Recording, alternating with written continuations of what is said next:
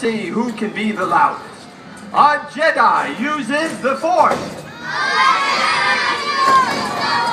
for knowledge and defense,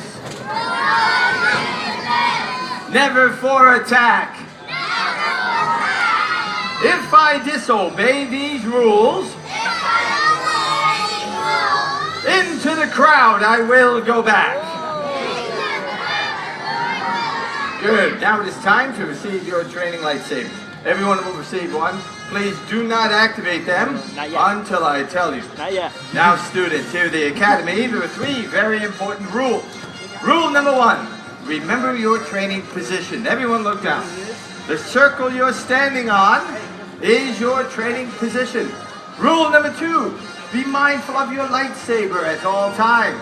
Use the Force so that you don't hit anyone, especially the Jedi instructors. And rule number 3, and this is important for everyone up here with me, no falling off the training platform. Nobody likes a clumsy Jedi. Now take a look at your weapon. Do you see that gold activation lever?